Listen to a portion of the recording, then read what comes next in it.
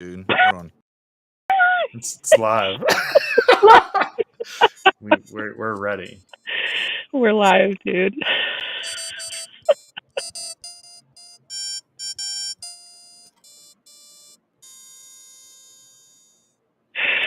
Oh my god. Backstage. We made it. We're here. All right. I do need to make sure. I think I'll double check that we're live, and then Where it says live to on mine. anyone who's watching us and wondering what's going on, you just made it. Oh, it is live. Here we go. So then Are we live? I need a link, dude. What up, world? Let me give you that link. Let me get a link. All right. So there's for anyone who's watching and wondering what's going on, we are starting There it a is. documentary. And this isn't anything new. Anyone who's been watching for a while, we've been talking about it, but it's one of those things that if you've never built a documentary or business and some of these things, it takes a really long time, especially if you don't already just have like millions of dollars burning a hole in your pocket and you got to actually go and like generate resources and things so that you can do stuff. So how's everyone doing tonight? First and foremost, I guess we'll go ahead and do some introductions. We've seen Chris Glandon before, so Chris, go ahead and say who you are again for everyone, and then we have a new face here that we'll introduce next, the mystery person. Yes, yeah. So on my side, Chris Glandon, host of the Barcode podcast.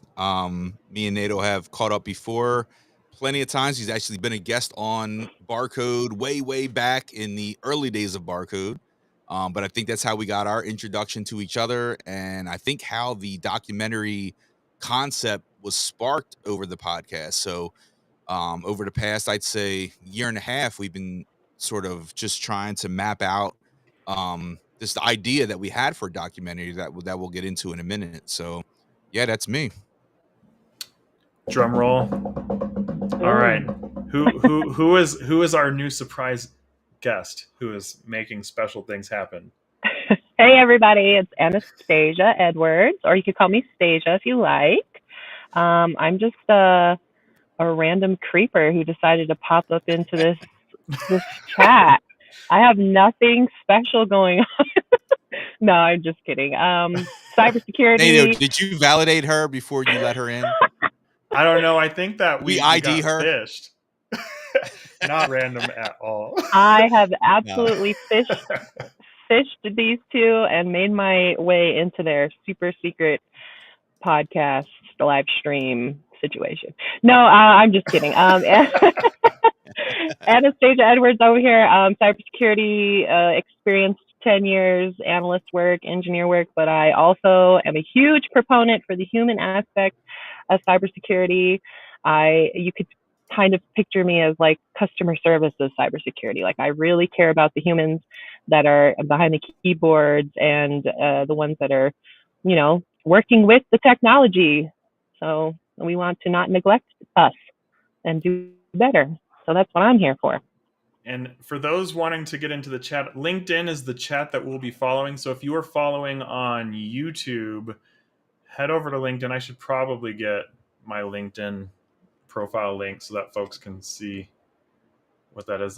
So I'll go ahead and go to YouTube and drop the link. But there's a question: what's the documentary about? The documentary is about basically man versus the machine, AI, and is it a good thing? Is it a bad thing? Is it going to destroy the world? Are we going to buy into it and then become part of the problem? What is it a problem? Should we be worried about it? I don't know. So I will put the link in the YouTube chat to the LinkedIn for those who want to get into the chat. But yes, so AI, it's an interesting thing. I'll tell you, like, it started with, we were having a good podcast discussion, Chris and I, and that's where it all began, is what happens when you have AI that can perform certain tasks really well, but it doesn't necessarily have like a conscience necessarily. Or does it? or does it? But then human beings, how what does that mean for us? And are we creating things that are going to either help us or ruin us? But anyways, so like we actually started building out a company that we ran with AI, and I wanted to see if you could have a company run for at least an entire year, all with AI, and you can. And so there's a company that to this very day has now run for over a year, purely run by AI. And then we built an AI powered cloud and all these other things to see what does doing everything with AI actually look like.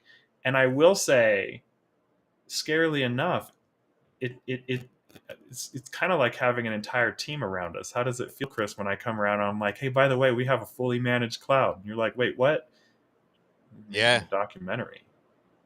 Yeah, I mean, we put together an actual AI system, and we really wanted to put it through to the test. I mean, we've been talking about this for a year and a half now, and the reason that it's taking this amount of time to actually put the production piece together is that we wanted the technology to work, and we wanted to really put it up against um the use cases that we wanted to put it up against and see how it functions. So the documentary to me is really sits at the intersection of AI, cybersecurity, technology, but then it also looks at the privacy and the ethics part of that as well.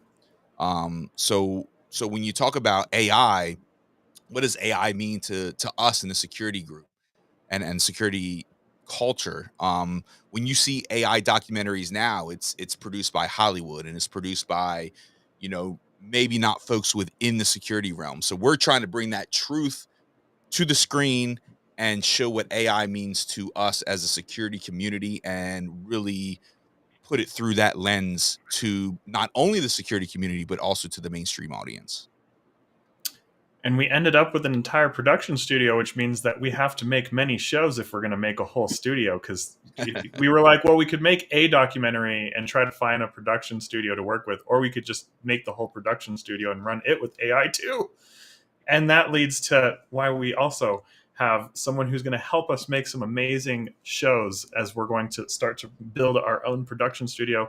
Anastasia, how does it feel to get ready to start making a bunch of TV shows just because? It's a dream come true.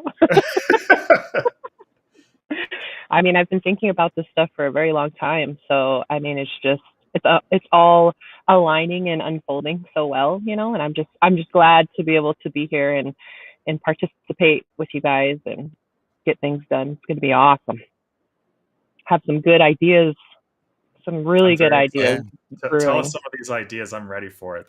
There's been some good ones. I don't know if everyone's ready. Let's pause for a second. So everyone. I don't know if they're ready. Yeah, let's everybody just take a second. Hold on.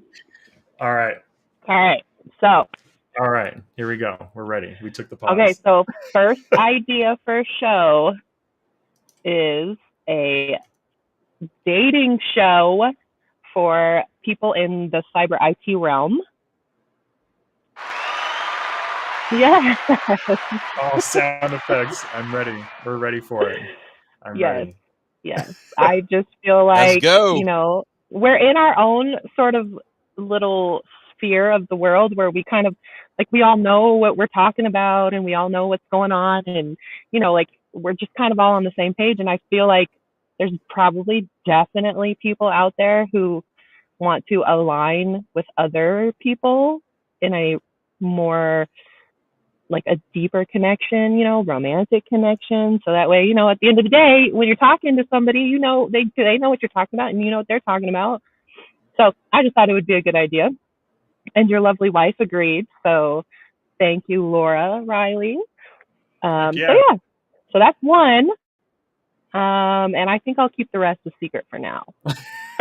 We can take our time and then you can decide when are the perfect moments to let everyone know when the next concept is in the works. Yeah. So some cool things to know is we're using AI to take the boring elements away from the business so that we don't manage the cloud so much. We don't manage the technology almost at all ourselves. And we could just all crash and burn, and God forbid, but it's a mostly AI staffed production studio, and it's already fully staffed because it is AI, and you just have to like build it and teach it what it's supposed to do. And so now this is our first live stream, like out of our direct, I guess, AI powered streaming environment. But we are going to be building like an actual like Netflix style application. We built our own backend and cloud infrastructure for all of these things. So we already own all of the tooling to make that possible. And then when people are wondering, well, how are we going to maintain all of the other aspects of the studio? AI. And then we're making a documentary about how do we even feel about the fact that we are using AI? But what does it mean for us? Is it means we can focus on the creative sides. We can just have fun, and we don't have to worry about so much of the like boring monotony, like the boring monotony that was required to build the system and the production Right. studio and all of those bits. So now I've been kind of largely underwater and disappeared for a very long time, but now you're going to see a lot more of all of us because we don't have to build so much. AI. Yeah, for sure, man. And we've been again over the past year and a half, I think we've been discussing, the storyboard, how we're going to make this look, how we want to present it. We've been assembling resources, we've been assembling personnel, working on the funding, and the whole nine. And we're just ready to turn up the heat right now on this project and get things going. I'm flying out to Colorado within the next couple months. We're going to start actually filming and putting our thoughts down on video. And yeah, man, I'm really looking forward to it. Nato, I hope you're Yeah. ready, man. I'm heading out there. We even got the equipment, we got space for it, we even moved over all of this stuff. People don't even know. It's like people wonder like, well, what do you do with your day? There's a lot that happens in a day. There's a lot that happens in a month, and a lot that happens in a year. And then we all have day teams. I don't know. Well, I assume we all have day teams that we work with. I work with the day team, and so then you have to like fit all this stuff in there with all of that. So it's like, got some stuff to do. But it does feel good to finally be getting to where it's not just like an idea. Now we have the systems in place, we have the tools, and so we're going to start using these live streams and doing little backstage streams like this as we're building, because it also lets us test our resources. So we are building a bunch of TV shows, so we have to test everything somehow, and social media is a great way to kind of see how everything works. So that's one of the reasons why we're going to really start to focus on shifting from like building to presenting and using the tools that we've been making. So it's just that strange approach of, if you don't want to worry about trying to get hired by the production studios, then maybe just build your own. And then once you build your own production studio, then you can just do whatever you want once it's built, though. So we still have some work to do. Still got some work to do, happening. and this is behind the scenes, man. This is like, I got the green screen, Nato, you got the green screen, Anastasia, you got your green screen on the way. So this is really like behind the scenes.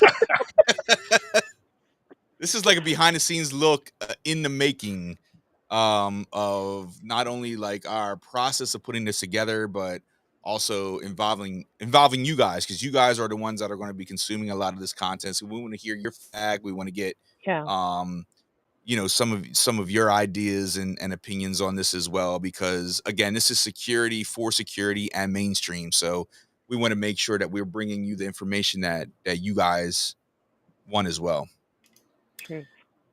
And for those who wonder how we like the tools that we use to build our things, we do run something called I run something called the DevSecOps Dojo, but that's pretty much where I do all of the like engineering craft work. So if anyone's like, oh, I wish I could do something like that, or I want to learn how to start my own side things or build supply chains or build companies or build production studios, I put most of my time into the things that I'm doing, but I do put like what I'm building, how we got there, all those things. And there are trainings coming out to the DevSecOps Dojo.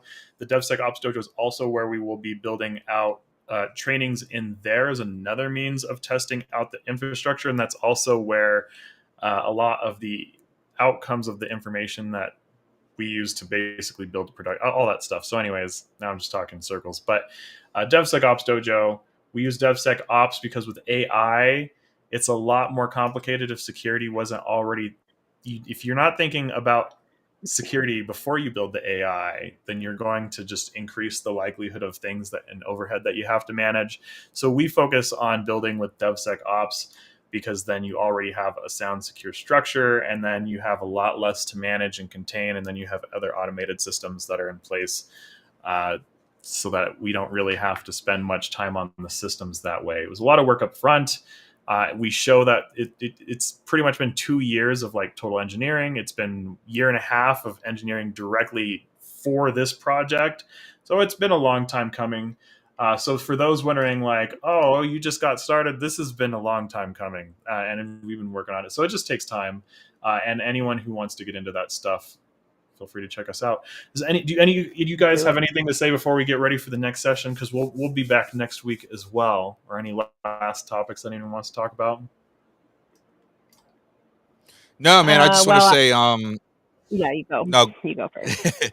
no, I was just going to say in terms of the documentary, Nato, it's been great just putting this idea and concept into reality, and that folks are going to be really surprised in the way that we present this. Like we have, a long term segment in terms of how we built this out, but then we deviate in terms of how AI is going to affect everybody. So I don't want to give too much away, but as we get going, we do have a website stood up. It's called inhumandocumentary.com, and we'll be posting updates, trailers as we go and as we develop the actual content itself.